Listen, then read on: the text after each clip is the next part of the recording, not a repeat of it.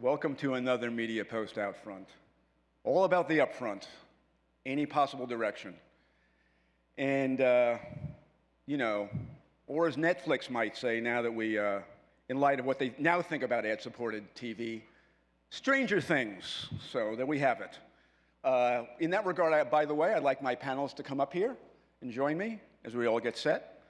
So, you know, a lot perhaps has gone on that some people might consider in terms of being panicky, you know, points of view when it comes to the changes in currency and possibilities that we might have multiple currencies out there for this upfront. And, you know, it seems as though marketers may be looking for quick and/or at the same time, long-term answers. You know, we have these new industry-wide tests connecting wannabe alternative currencies from aggressive third-party measurers, and they want to take their shot at the main legacy company. And yeah, I guess there is some concern about what we're going to do from here, but most importantly, what we're going to do for this upfront. And that's what we're here to address today. And so, you know, we need to still focus on all those crucial things we always talk about every year, price increases, as Joe was alluding to, and still remains a substantial part of the discussion. And, you know, it's going to continue. It's going to continue, it seems like, as if, you know, there are, you know, steel garbage cans coming off of the back of a truck, and the truck has a flat tire, but we still go. So, you know, in that regard, I'd like now to hand this over to our panelists here, who are going to take you through the depths of all the stuff you've been reading about the last several months, and let them introduce themselves. I'm going to start with Maureen. Hi, great to be here. I'm Maureen Bosetti. I'm the Chief Partnerships Officer at Initiative. Good morning. Jason Lim, Chief Planning Officer at MediaCom US. John Muzinski, I head up video negotiations for Publicis. Mike O'Connor, I lead video investment for Horizon Next. Okay, great. You know, I guess some of the earlier news right now I want to jump in just to address sort of like the streaming elephant in the room, that being Netflix. You know, that for many years people have looked at Netflix and constantly said and constantly talked about the idea that they're going to have to go to an advertising-supported model at some point. I always thought that perhaps maybe what they possibly could do, you know, to alleviate any concern that they're not going to talk about or infringe on their subscription-based model, was that, you know, they could buy another separate company, keep it separate from Netflix. But, you know, in part, you know, that they have 75 million US Canadian subscribers right now. That's a big piece of the puzzle, and they're the big streaming company in the room. So we need to address them. So I just want to know, you know, what, if anything, that means to the marketplace. Obviously not this year. I mean, they're only thinking about it, but it is a major discussion point, you know, for marketers and for viewers long term, and whether or not that new available advertising inventory will affect, you know, future upfront markets. Does anyone want to have a go with that? Yeah.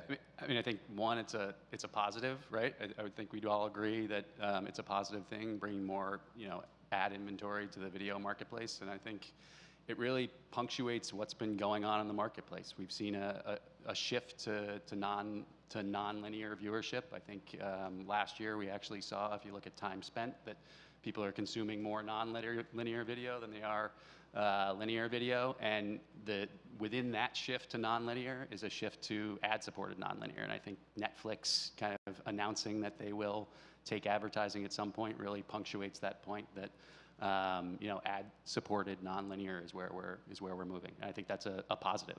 Yeah. But I think you need to take a look at why they're even making the mention that they're going to go to potentially go to ad-supported, and that's because their subscriber base is leveling off and declining. There are other streaming companies saying the same thing who have not accepted advertising support, and now as they plateau and the consumer starts to stabilize how many different platforms or channels that they're going to pay for, things start to change. And the quick solution is, well, then I'll just start running some ads. So while I do agree that it's great to have additional supply in the marketplace, I think the reason that they're moving in this direction is very telling. Well, I think the 35-point drop in their stock price yesterday. Right. So the market didn't necessarily react as positively as one would expect, but growth overall for a company like Netflix, particularly in the US, which is really at maturation at this point, there's not that much growth to be had there, so they actually have to expand the revenue models. You're saying that at 75 million subscribers, you're pretty much at peak. Well, It's it's more than that with respect to the shared and the co-viewing and the shared sure, kind exactly. of options. And they're trying to monetize that now. It's right. It's another 30 million, right, in the U.S. That's there's your 100 million. Exactly. Got it. Yeah. So ad revenue models make sense, and I think the issue is going to be more along the lines of the adoption specifically for Netflix, because people are so used to a non-ad experience for Netflix. I wonder how that's going to work with the inclusion of ad experiences, because most of the other competitors actually started the other way. Okay. Yeah, no, I agree. I don't know how much of an impact. I mean, I think it will have some impact on the upfront, but if you think about the capacity that it can really handle, what kind of marketplace is it really going to bear? I think it'll be a smaller impact, especially once we learn more about what the ad model will be. It'll probably be limited in some capacity and then grow over time. So I think it will have a small impact on the upfront in the foreseeable future, but probably over time if it grows. But we'll see if there's more consolidation. To John's point, it's only how many more streaming services can you really manage, and will there be even more consolidation that happens in that space? It always seems that when it comes to that kind of inventory, for years I've always been hearing that we need more of that inventory that's not available because there are all these limited advertising supported models out there. Maybe Hulu being relatively the biggest, in terms of where you can get it. And do you see that growing? Obviously, John alluded to the fact that others are doing it. Obviously, Disney Plus earlier this year said that they want to do an advertising option. Is there an issue just around the limited availability of streaming inventory? Is that an issue going into this upfront? Absolutely not. Okay. I mean, virtually every single seller wants more volume. And they want more dollars against their streaming products. If they were having, problems with supply, so right. Whether you look at Peacock, whether you look at Tubi, I mean, each one of them, as part of their upfront conversations, is talking about we need more, we need more. And so they want to expand the number of advertising ability if they can. Well, some of them are running into some problems with not having the kind of, others are doing better than they had anticipated. And right. And I think some of the upcoming earnings calls are going to be very, very telling on the direction certain companies are going, and they're looking for additional volume to monetize the impressions that they are in fact delivering now. Yeah, I think to John's point, it's not a different companies have different challenges. I think it's extremely important for us as buyers and advertisers to expand what we're looking at from a video perspective. So we can't go to one provider all the time, which Hulu has become kind of the Band-Aid of right. OTT, and I think it's key that we, Hulu's a fantastic partner, but we need to expand to more partners out there. And to John's point, some of those guys like the Peacocks and the Tubis and the and the Plutos of the world have a lot of inventory to offer. Right. But it's also the Amazons of the world, right? They're adding more, growing IMDb TV, those ad-supported models. We're also looking at things like social video, right? That's growing tremendously. So how do we're not just looking at streaming, we're looking at what does video look like holistically, and where are really the consumers following? It's not just about what we want to buy in an upfront, but where are the consumers at, and expanding how we define what video looks like. And there's a lot of supply. And I wholeheartedly agree with Maureen that social video is actually one of the biggest areas that we're looking at. But fundamentally, I think TV's always been a reach play, and the inventory might be there in certain pockets, but reach is hard to replicate at this point, which is why the expansion is necessary. You have to go to more partners because you can't find those small little pockets of huge reach anymore. Last year around this time, there were networks who had, implored agencies and marketers to consider shifting their money from linear to streaming or digital platforms, anywhere from 25 to 30% of their dollars. I mean, not that marketers would need any more encouragement. They see the way the reach curves are going, and it's weakening in linear. They have to look for that added audience. Have you got any different, just asking so far, have you got any different kind of messaging, at least from the networks, where they intend or hope that budgets are being placed for this upfront in terms of 30% or 40%? I mean, nothing like that. I think I think each network group kind of gives you some guidance on where they want the dollars laid out in terms of digital versus linear, and it varies by network group. Certain network groups have tons to offer from a digital space, and others have less in terms of opportunity. So I think, again, broadly speaking, we see where consumption patterns are going. I think we're all aligned that we need to move towards a more holistic look at things across the video landscape. So, but direction, by network group or company varies. Right. Yeah, I mean, obviously there's a shift, but no one, if they can tell me 70, 30, 60, 40, it doesn't matter. It's all about what we need to plan. Each individual client will have a different mix based on what's right for that client. So you can give me direction, but it's going to be, at the end of the day, what's right for each, and every client varies. So it's not a top-down answer. Yeah. Right? So, That's not what it's about. And Jason, as you were saying, I mean, you're looking at more social, media. So that comes into, I mean, not that the major legacy network groups aren't in that business, but there's other things to consider. Absolutely. I think the only way to, inflation is relatively simple mathematically, right? So the only way to improve upon that is to make sure that we are expanding our aperture in terms of supply. When we're talking to our clients, for the most part, it's not necessarily a directive of what kind of allocation we need to ascribe to for video versus, or linear versus digital. It's really what's going to be most impactful for their business. And usually there's a lot of analytics underlying all of those decisions. So it's not necessarily what's available to buy, but what's most ideal for that individual brand. Got it. Just want to let everyone know we're going to open up the panel to questions later on. So start thinking about what you want to ask our fine guests here.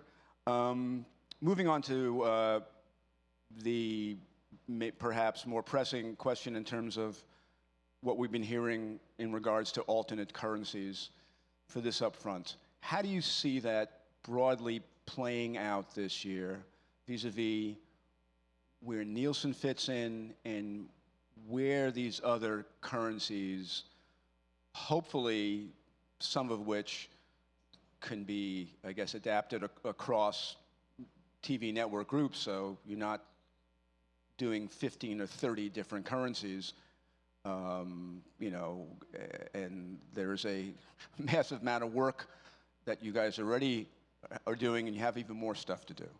So with Maureen, where do you see it kind of playing out? We're switching everything. We're going to 100%. There you go. Okay, there's news right there. Yeah. Okay, good. Totally off, Nielsen. That's Don't right. print that. That's Don't right. print that. Okay. Kidding. No, I mean, listen, I think we're in the boat of we are absolutely open to measuring the audiences using a more robust data set, having big data, right? Having cross-screen data. So we're all in that same boat. However, we need time to test it, make sure it's scalable, make sure it's representative, make sure it's stable, and we need more than 6 to 8 weeks to do that, right? So we're in a pattern of testing different options, whether it's iSpot, Video App, ComScore. We're using the Nielsen One data. So we think we're in a testing pattern. I think we may have some clients who might want to do something different in the upfront for a portion of the buy, but we're not out making wholesale changes right now until we really understand a lot more about, what is the right currency? How are we going to pay for it? That's a good question. What's Right. the price? We've been, right? All of our costs are based on Nielsen data. So we have a lot more to learn before we make any wholesale changes. So we're very much in a period of testing and learning right now. Right, got it. Same answer. Okay, good. Okay. I think the biggest challenge is going to be common currency. Currency switching is great, but it's without that commonality, whether from the vendor community or the brands, as well as all of us, I think it's going to be challenging in terms of the adoption overall. Okay. I think that we're sort of focusing in on currency. I think the biggest opportunity here with these different audience measurement companies is to really explore getting more strategic information that allows us to do things differently and to pay out on our beliefs that we've had based on Nielsen information. So as far as my concern and Publicis' concern, we're looking at this as two different pieces. There's the currency element, the counting of people. That's one, and we're not going to be ready to use this in a full-fledged manner and have one common currency in this year's upfront. That's just, it's absolutely ludicrous to even think about that.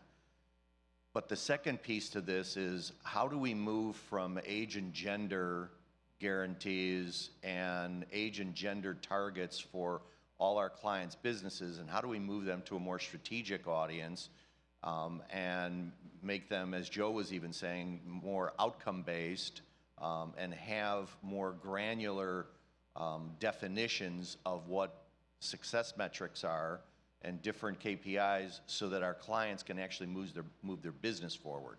And that's ultimately what we're trying to do.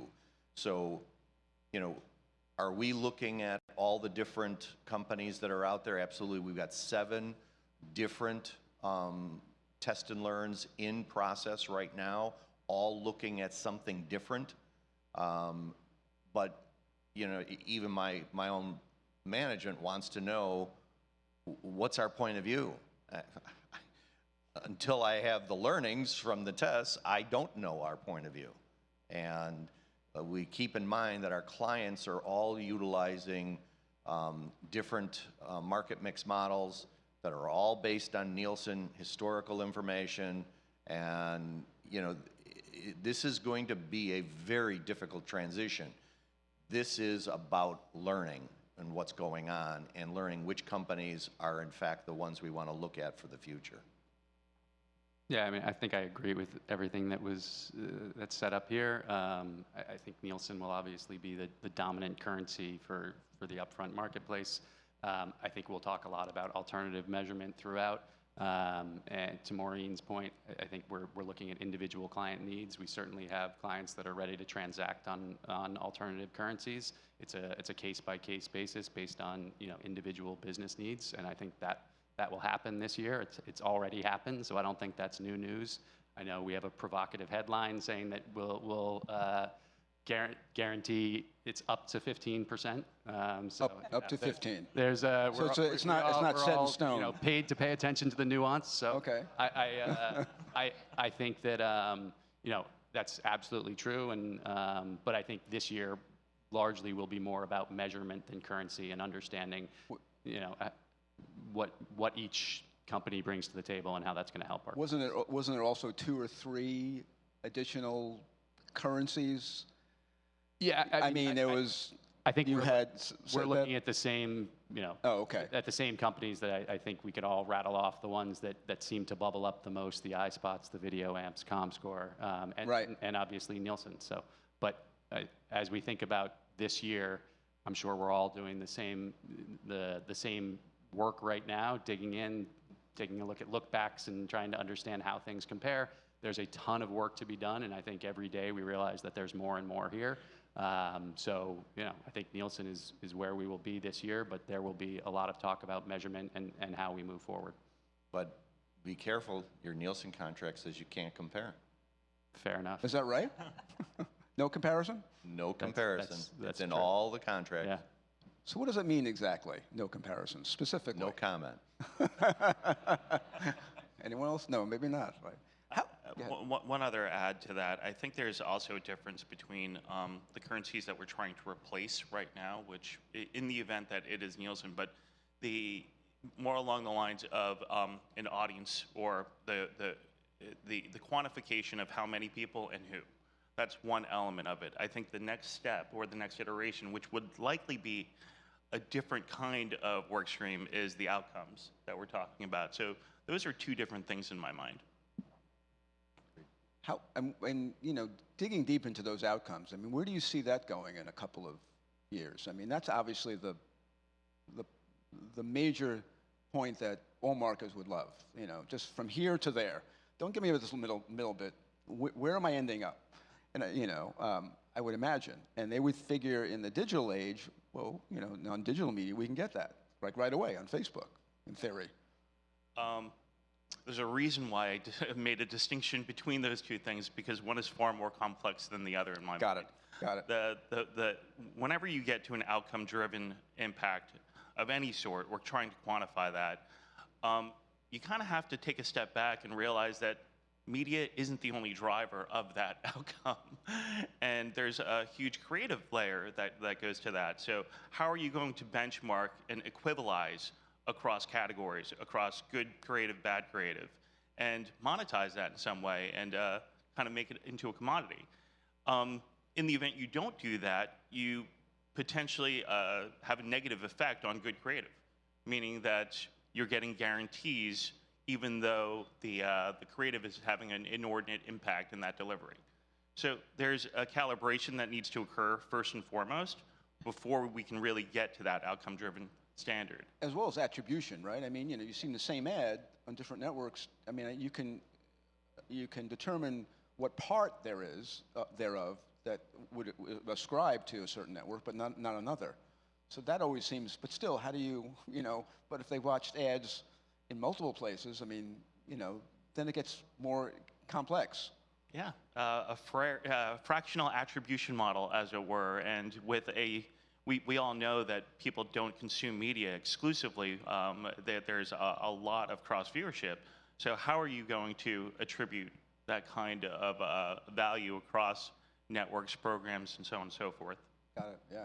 I also think certain categories are really hard, right, to measure that way. Like if you're pharma, there's a huge lag, right? So you're just measuring awareness or maybe consideration, maybe someone searched, versus pizza ads where you could immediately almost see like who bought my pizza. So the variety of challenges in the measurement across categories is challenging. That's why I think you really have to look at it holistically and determine what is that KPI that I'm going to measure and how do I have it consistent. I can't have a different way to look at it from Warner than I do with NBC or Amazon. I have to look at it consistently and holistically, and I think that's the only way to really get there. Because you want to compare. Exactly. I mean, who's good or not.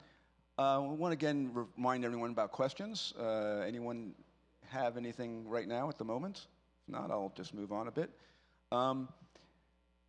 Okay, so near term for the upfront, we know Nielsen's going to be here, and a lot of stuff's going to be based on it. That said, people have constantly talked about secondary guarantees. So for this upfront market, how do you think?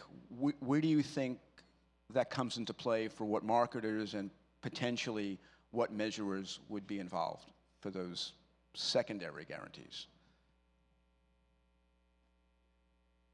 I mean, I think that's what, as you think about trying to set the table for the future and looking at something beyond Nielsen.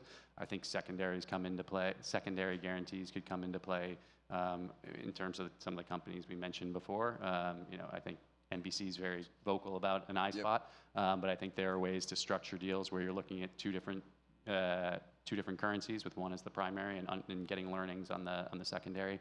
And there, if you think about business outcome guarantees, there are ways to factor that in as well. But and they would both have to work. They would both have to meet those guarantees. Otherwise, how do you get that? What do you get? How do you attribute make good inventory? For example. I think we think about this a lot, especially in a performance world. It's hard to serve two goals.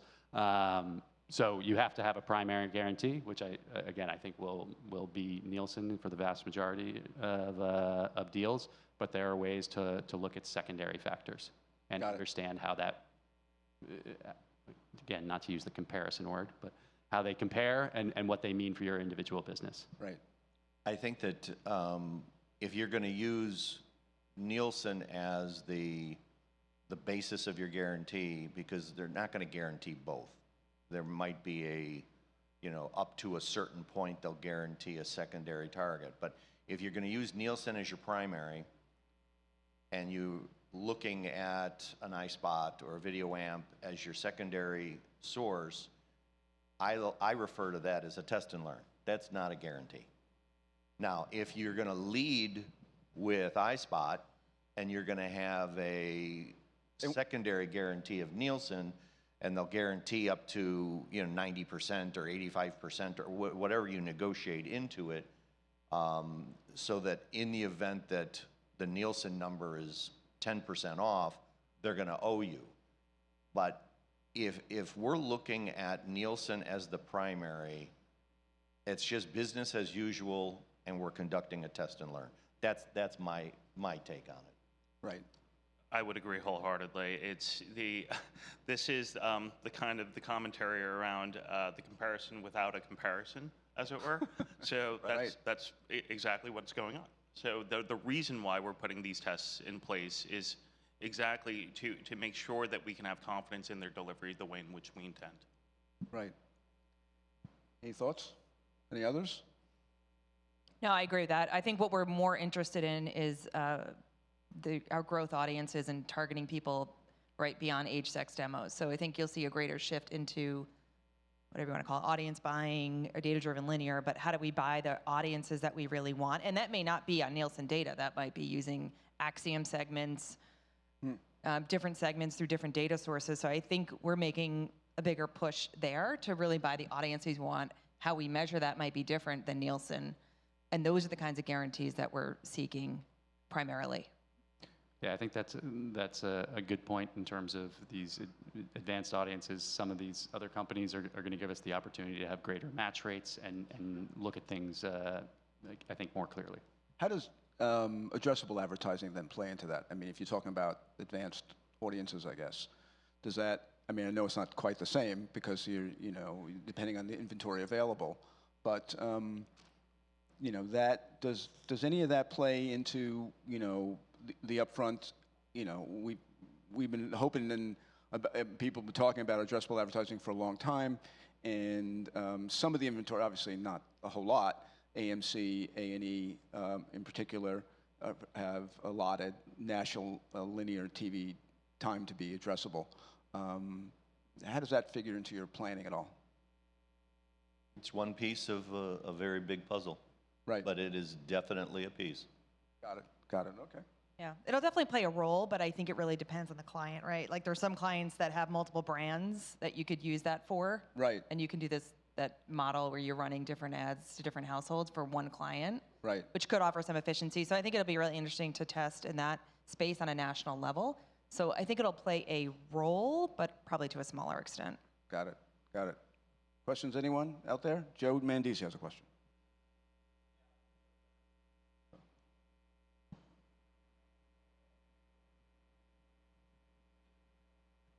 Thank you.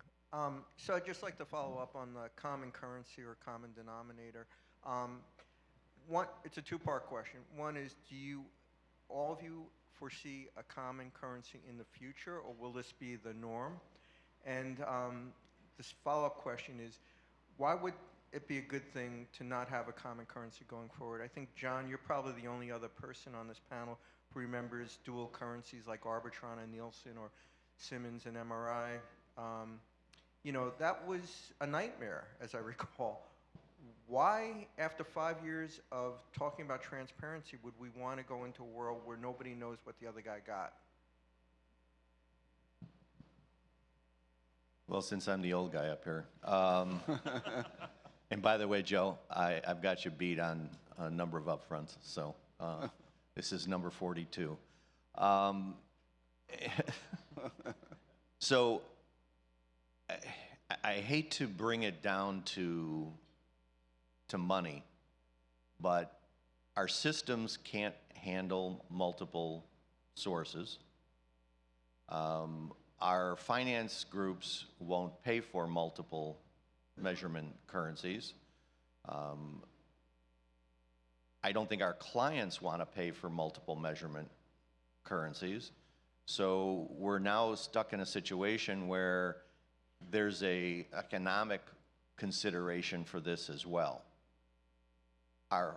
I think my hope is that we can find one common currency that we can all agree to and all work off of, but it has to be an improvement versus what we've had. I mean, there's just absolutely zero stability in the numbers that we're dealing with. And it's not just for the sellers, it's for, our clients as well, that this is creating, havoc on their plans. Do I think we're going to move to multiple currencies? I think it's going to be a little bit of a shootout, to be honest with you, but that's why all these test and learns are so important right now. And, some of the companies are naive to think that all of a sudden we're just going to give up Nielsen and we're going to move to VideoAmp and we're going to do that in May. It's not happening. So, my answer is I think we need one common currency because of the economic piece of it. I mean, just even from a pragmatic planning perspective, even the comparison points that we're looking at today across vendors, that's not even common currency by no means. So what is an impression is 1 second for one, 6 seconds for another. So there has to be a commonality, not just in terms of it's an impression, but what is an impression. and I think that evolution needs to be standardized, otherwise it's somewhat meaningless.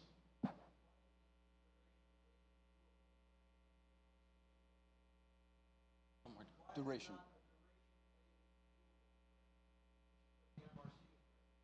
It can be, but the way in which the providers are currently providing that information within their platforms is different and not necessarily based on the MRC standard. I also think, it's a buying panel, but when you think about multiple currencies, I'm very interested in how networks will manage their own inventory. Yeah, like from a pricing and planning standpoint, when you're looking at various currencies, I don't think there isn't a good answer out there at this point in terms of how they would manage their own supply. So there's a lot of questions to be answered. Anyone else? No? At the moment? Oh, there is someone back there. Okay. You can just identify yourself. Be good. RJ Hota with Singler. I'm wondering if in the future where there'll be a time where if an agency adopts an alternative currency, will they not take Nielsen numbers at all? Wow. Okay. You have to see the test and learns. I hate to be that blunt, but do I expect to see that in the next year or two? That's tough to imagine, but it's possible. I also think it's more client by client, not agency by agency. So, what each individual client needs, not necessarily what an agency needs. Is there any way to evaluate Nielsen now and for the future, considering their products coming up, Nielsen 1? How do you kind of view them, internally, or, or any sort of criticism you had over the last year. Obviously, there are a couple of things that what they're working on it does work and can be part of the fabric. Not forecasting, whether they'll be around or not, but just generally we assume that they are going to be there. So how do you evaluate, I guess, their performance, their good and bad? I think it's challenging to compare it in today's world. I think fourth quarter, we're going to have a better idea when Nielsen 1 comes to fruition. We'll have a better understanding of what that is relative to the promise of what it is. But in terms of making adjustments to their panel, how they deal with technology, is that stuff good, or still good or not? I think there's an inherent flaw in that there's areas where the current landscape is embracing much larger data sets, and while there are certain components of Nielsen that do that, there's areas where that comparison needs to happen. And I know we don't want to make that direct comparison, but at the same time, there is. Oh, I do. But at the same time, that there is an element of what's more useful to our clients, number one, and what's the best honest answer that we can get to. Got it. Yeah, every one of our companies right now is digging into different currencies, different measurement companies to understand what are the biases in terms of gender, ethnicity, regionality, things like that, to make sure that there is, that the methodology behind these platforms is sound. And I think that includes Nielsen. Right. Looking at sort of the non-legacy companies, who are ramping up as much efforts as they have, whether you're talking about YouTube, Roku, Tubi, Pluto, how do you analyze their performance and where you want to be with them in the future? Some of these sort of are they just part of the bigger mix, or are they ahead of the curve in any sort of degree? I think we're literally understanding that, again, when you look at the holistic video landscape, like what's the incrementality that you get from the entire plan? So what's the incrementality you get from Roku, Tubi, and what's that right level of spend that you should allocate based on the incrementality that we get to that reach for whatever that audience is that you're trying to get to? I think where they're ahead is things like innovation, right? The level of addressability you can get to, the type of ad products they have, the ad load. So I think there's innovation that happens in those spaces that are very meaningful and impactful for brands. But it's a piece of the mix. And I think for us, it's really about understanding where that incrementality lies. Mm-hmm. And I think that's why some of these, the alternative currencies, some of the other measurement companies out there are so important, because we're not just focused on linear TV or digital. It's about, how do we expand reach across the landscape? Any other questions out there? Just one more to check on. Okay. Oh, there's someone right back there. Yes. From alternative currency, how are you guys looking at MRC accreditation or accreditations in general across all these partners? How important is that in your weighing of all these options? Sorry if you addressed that. I was a little late. Anyone want to handle that? I think MRC accreditation is an interesting thing, because there's a lot of talk about it when it's, I think back to 2 years ago, and when out-of-home ratings, or the last 2 years where out-of-home ratings were a big point of discussion for our network partners. That piece of the Nielsen currency was not accredited. There was no uproar about, on their side at least, there was a lot of talk from the agency side about whether we needed accreditation before we could guarantee on something. When the tables have turned, I think accreditation is less of a concern. So I don't know. I mean, Nielsen's not accredited right now. I think it's important to have somebody monitoring these things, but the majority of these companies are not accredited, and they certainly won't be by May, to John's point. And so when a company like NBC says they're certified, what does it mean to you? Go ahead, John. Is that NBC has certified them.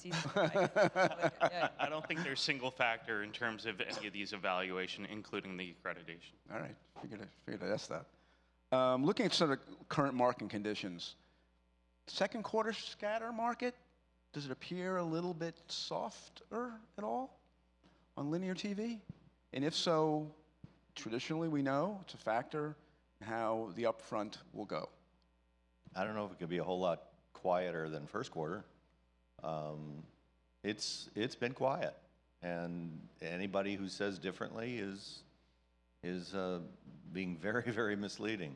So yes, it's for a change. We're going into upfront conversations with a good sense of desperation to sell inventory on the seller's part. So that's a change from what we've seen in the, Why do you think that is? I think it's Especially with called supply chain issues. Oh, okay. And I think it's a shift. Last year, we saw a shift of dollars come from what was traditionally done in the scatter marketplace, got shifted into the upfront because of fear of not being able to get the inventory you wanted. And then you couple that with supply chain issues, and you've got hesitancy from a number of different categories and companies within those categories that are basically being very careful with where they're committing their dollars. And I think you're going to see the same kind of thing for this year's demand piece. Yeah, that's exactly what we're seeing as well. And, Yeah. and most of it is an impetus from the supply chain issues, and I don't see that abating into going into upfront negotiations. This is one of the reasons why flexibility continues to be a large part of that dialogue. We also saw it last year, right? A lot of the networks didn't want to take all the volume. Oh. So their money was pushed out, right? And it's not coming back. Yeah, And those dollars don't necessarily come back. yeah, to they where may not were. be coming back. They pushed And the now volume we're- out? Yeah. Yeah. They couldn't take it, right? They couldn't, the capacity issues, but now the estimates are better. Now scatter market's soft. There is a softness, and the money's not coming back. So I also think that we're seeing a lot of options cuts. So to John's point, there's some hesitancy in terms of spend, some supply chain issues. So we're also seeing, I would say, more options taken than I've seen in recent years. So those are some of the headwinds I think we're facing, or tailwinds, however you look at it.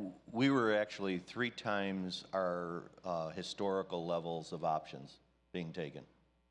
Wow. Wow. And it was when we ended up doing the due diligence and trying to figure out exactly what was happening with all the budget reductions or the cancellations, virtually all of them were supply chain. Really? Everything? There's no other factor in there at all? Nothing? I mean, there's a couple unique situations, but nothing that would indicate that that's an industry situation. It's an individual client, but it is 95% is supply chain related. You have same? I would just, again, I think we see it as soft, and we look across the direct response marketplace as well, and I think that's a good indicator of where things are at any given time, and it's been soft there as well. Got it. Got it. Questions? More? One last try? No? Okay. So last year, price increases were pretty hefty out there, right? I mean, for that reason, right? They were pretty up there. So what are we looking at this year, you think? Where are we, approximately? Not the 20% level, maybe a little bit less, perhaps? No. We are not at a 20%. No, I mean last year, obviously. So flat, mid, low, whatever. Just, CPM increases? Or yeah. I mean, it depends. I think it depends on the day part. I think it depends on how the money shows up. If the money's going to be down, there's still supply problems, right? We still have supply limitations, especially when you think about cable. Some primetime networks are down. Like, there's still a supply issue. So really? We're not going to be last year, but there's going to be some level of inflation in some places, just given some of the supply problems. But it's all going to depend on how the volume shows up, which I think remains to be seen. Yeah, I mean, ratings are down. Ratings are down significantly year over year across the board outside of sports. So there are absolutely supply constraints. I think it's about how you want to spend your dollars. If you're trying to spend all of your money in a linear manner, you're going to see inflation if you're willing to look. So across. even though the Olympics were around, in February, and obviously a lot of pre-buying goes into that, but NBC didn't perhaps get any extra incremental dollars if things were weak in the scatter market. Not that people want to spend. So in that regard, would you be just looking for sports, if at all, going forward? Yeah. I mean, in terms of if the clients had the money and the extra money to spend, in terms of ratings, yeah. Well, it's not as simple as looking for one particular day part or one particular vehicle and shifting it over. It's all client by client situation and determined that way. But I want to. Supply is down on linear, and let's be very clear. The supply constraint we're feeling is in linear. It is not in the digital space. They have supply. They want our money. We're not going to look at rates of change based on the linear shrinkage of supply. We're going to look at it on the fact that the digital piece, it's going to be, a buyer's market without question. Now, I can't speak for the rest of the panel, but I'm assuming that all the agencies are doing their job with their clients, and they're adjusting to where the consumer is actually, consuming the media, which means that we're going to see less demand against linear, because if we're following the eyeballs, we're going to be reducing our linear budgets. But not at the rate, unfortunately, not at the rate that supply is shrinking. So we still have a supply issue. Oh, I see. But it's going to be offset by the fact that I believe linear budgets and linear demand is going to, at minimum, stabilize and hopefully decline a little bit. And I think this is a function of what we're seeing within the overarching conversation of supply. When we lose an hour of linear, we're losing about 16 minutes of advertising, and we're not replacing that on the other end. Because there's limited availability. That inventory isn't there. So when it's not a function of just linear or digital, but the cumulative attainment that we're talking. That's a lot of time, 60 minutes. That's a lot of time that we're missing out on, because you lose anywhere between like 10 to 13 minutes just by virtue of that migration. So unless Hulu's expanding, their number of limited, or anyone else's, it's impossible, I guess, to pretty much. Michael, you had a thought? No, I mean, I would agree. If you're trying, I think linear demand has been relatively flat if you look at over the last couple of years. So with that up against 15-20% ratings decline, if you're trying to force dollars into linear and not following consumption patterns, to John's point, then you're going to see higher inflation. I think the key to this market is understanding that there are a lot of options and that there is supply on the digital side.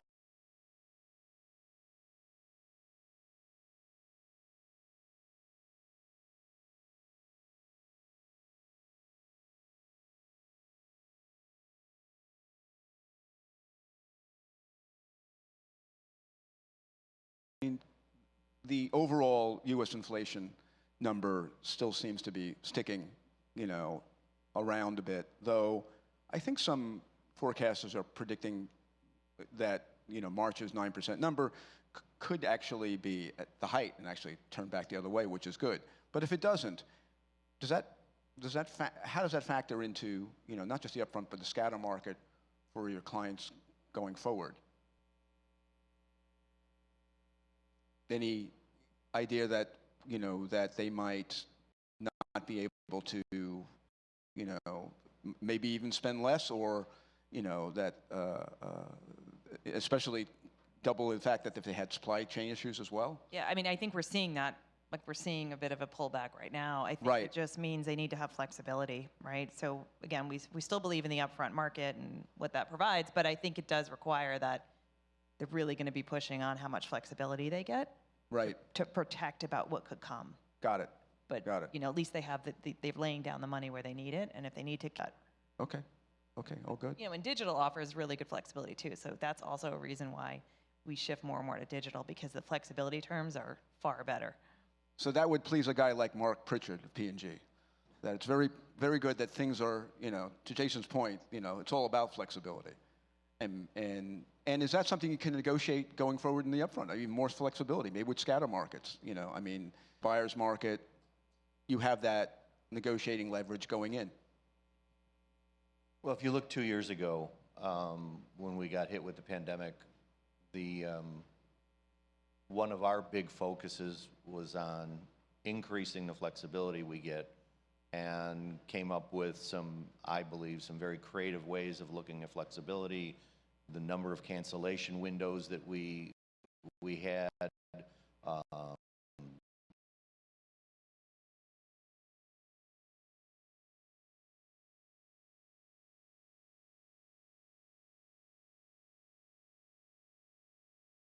because they were trying to grab hold of the dollars that they were afraid weren't going to be there. Well, when now they see additional options being taken and they feel a very soft scatter marketplace, they're now trying to claw back on the flexibility that they have offered up in the past. And that's going to be another point of conversation. As we were all saying here, flexibility is important given the economy, given the way things are moving. I'm not going to be, you know, willing to just give up on the flexibility that we've been able to earn over the last couple of years. So, you know, to me, flexibility and the price this year are going to be two of the most painful conversations we're going to have, even more so than the audience measurement that's getting all the press. Got it. You know, put the audience measurement aside. I mean, we've talked about that ad nauseum, but this is going to be a softer marketplace than we experienced last year, and the flexibility is going to be something that I think every one of the sellers wants to get back, and I'm just not ready to give it back yet. Okay. All right, that's all the time we have. Thank these guys. Give them a big round of applause, because it's been great.